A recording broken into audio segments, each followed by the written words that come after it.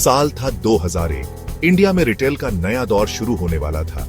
जनवरी में बहुत धूमधाम से पहला बिग बाजार कोलकाता में खुला। ये एक अनोखा तमाशा था। स्टोर बहुत बड़ा था, फैला हुआ और हर तरह के प्रोडक्ट्स से भरा हुआ। इलेक्ट्रॉनिक्स, कपड़े, ग्रोसरीज, होम अप्लायंसेस और भी बहुत कुछ, सब एक ही छत के नीचे। कॉन्सेप्ट सिंपल था पर पावरफुल। ढेर सारे प्रोडक्ट्स कम दामों में। लोगों को यह बहुत पसंद आया। वैल्यू और कन्वीनियंस का वादा सुनकर शॉपर्स खींचे चले आए। बिग बाजार बार्गेन्स और मजेदार शॉपिंग एक्सपीरियंस का नाम बन गया। गलियारे हमेशा लोगों से भरे रहते थे, जो स्टोर की पॉपुलैरिटी दिखाता था। इंडियन रिटेल में एक नए युग की शुरुआत थी और बिग बाजार सबसे आगे था। इस रिटेल रेवोल्यूशन के पीछे थे किशोर बियानी, एक विजनरी आदमी।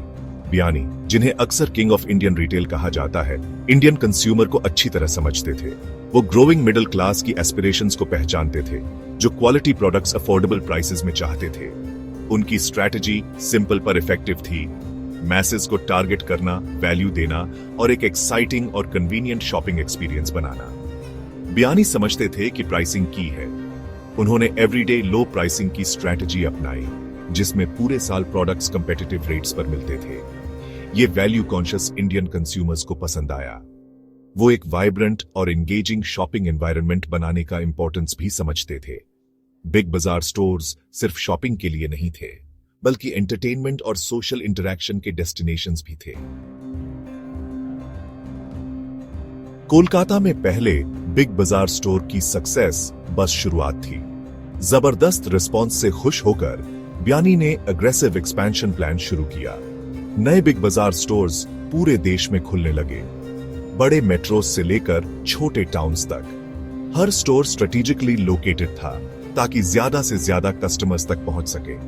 बियानी ने सिर्फ स्टोर नेटवर्क एक्सपैंड करने पर फोकस नहीं किया, उन्होंने कॉन्स्टेंटली इनोवेट भी किया।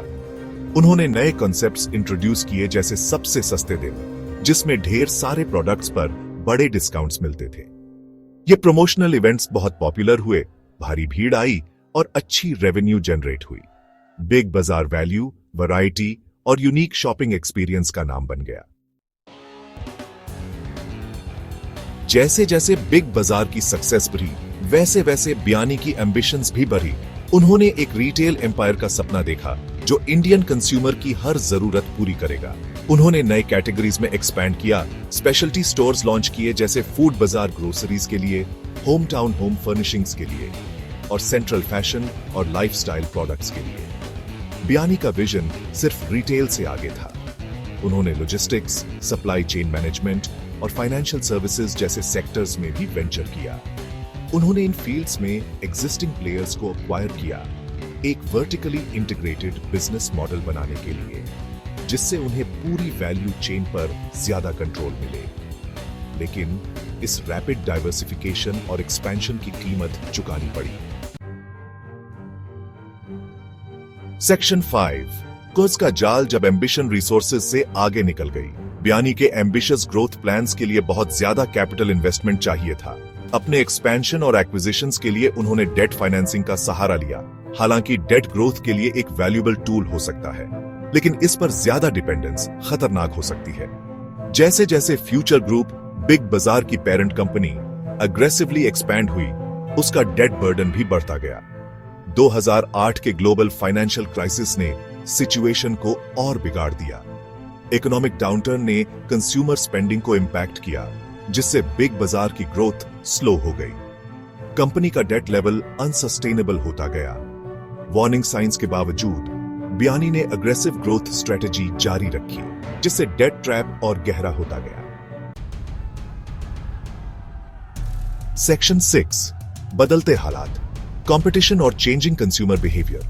जैसे जैसे बिग बाजार अपने इंटरनल चैलेंजेस से जूझ रहा था, एक्सटर्नल एनवायरनमेंट भी तेजी से बदल रहा था।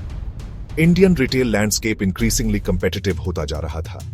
रिलायंस रिटेल और डीमार्ट जैसे नए प्लेयर्स आए, जिन्होंने बिग बाजार के डोमिनेंस को चैलेंज किया। ये कंपेटिटर्स इनोवेटिव स्ट्रेटजीज और डीप पॉकेट्स लेकर आए, जिससे कंपटीशन और भी आज गया। साथ ही कंज्यूमर बिहेवियर में भी सिग्निफिकेंट शिफ्ट आ रहा था।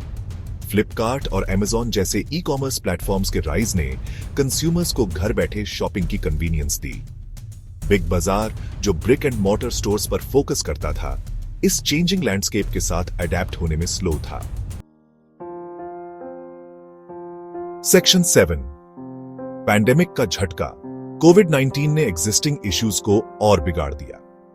कोविड-19 पैंडेमिक, जो 2020 की शुरुआत में आया, ने ऑलरेडी स्ट्रगलिंग बिग बाजार को बहुत बड़ा झटका दिया। लॉकडाउन्स और रेस्ट्रिक्शंस की वजह से फिजिकल स्टोर्स बंद करने पड़े, जिससे सेल्स में शार्प डिक्लाइन आया। जबकि ऑनलाइन रिटेलर्स ने डिमांड में सर्ज एक्सपीरियंस किया, बिग बाजार ई कॉमर्स बूम का फायदा उठाने में स्ट्रगल करता रहा। पैंडेमिक ने कंपनी के फाइनेंशियल वोज को और बढ़ा दिया।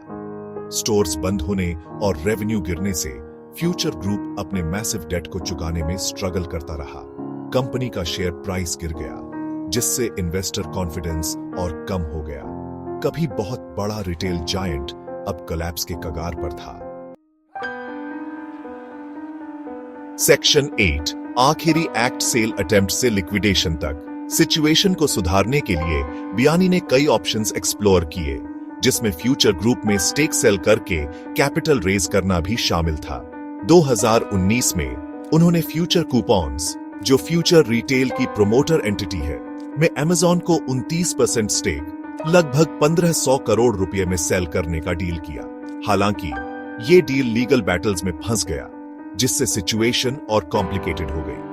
2020 में फ्यूचर ग्रुप ने अनाउंस किया कि वो अपने रिटेल, होलसेल, लॉजिस्टिक्स और warehousing businesses Reliance retail ventures limited को 24,713 करोड़ रुपए में सेल करेगा।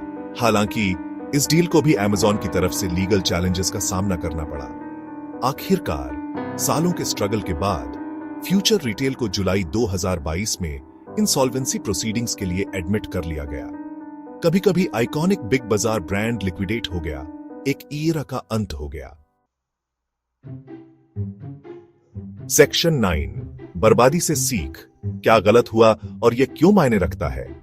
बिग बाजार का डाउनफॉल एम्बिशन के रिसोर्सेज से आगे निकल जाने की एक कॉशनरी टेल है। हालांकि किशोर बियानी के विजन और स्ट्रैटेजीज ने इंडियन रिटेल में रेवोल्यूशन ला दी, लेकिन ग्रोथ की उनकी रिलेंटलेस परस्यूट, ज्यादा डेट और चेंजिंग मार्केट डायनामिक्स के साथ अडेप्ट होने में फेलियर ने आखिरकार कंपनी को बर्बाद कर दिया। बिग बाजार की कहानी बिजनेसेस के लिए कई इंपॉर्टेंट लेसन्स देती है। प्रूडेंट फाइनेंशियल मैनेजमेंट, हालांकि डेट ग्रोथ के लिए एक वैल्यूएबल टूल हो सकता है, लेकिन इस पर ज्यादा रिलायंस खतरनाक हो सकती है। हेल्थी बैलेंस शीट मेंटेन करना और कैश फ्लो को इफेक्टिवली मैनेज करना लॉन्ग टर्म सस्टेनेबिलिटी के लिए जरूरी है। Adaptability to change business environment constantly evolve हो रहा है। कंपनीज को एजाइल और अडेप्टेबल होने की जरूरत है, न्यू टेक्नोलॉजीज को अपनाने और चेंजिंग कंज्यूमर प्रेफरेंसेस को रिस्पॉन्ड करने की, ताकि वो आगे रह सके। फोकस ऑन कोर स्ट्रेंथ्स, हालांकि डाइवर्सिफिकेशन बेनिफिशियल हो सकता है, लेकिन कोर कॉम्पिटेंसीज पर फोकस करना जरूरी है और इंश्योर करना है कि new ventures overall business strategy के साथ अलाइन हो। Understanding the competitive landscape, businesses को अपने कंपेटिटिव लैंडस्केप के बारे में पूरी तरह अवेयर होने की जरूरत है, कंपेटिटिव थ्रेट्स को एंटिसिपेट और रिस्पॉन्ड करने की। बिग बाजार की कहानी एक याद दिलाती है कि सबसे सक्सेसफुल बिजनेसेस भी फेलियर से इम्यून नहीं हैं। दूसरों की मिस्टेक्स से सीखकर बिजनेसेस मार्केटप्लेस के चैलेंजेस को नेविगेट करने और सस्टेनेबल सक्सेस अचीव करने के चांसेस बढ़ा सकते हैं।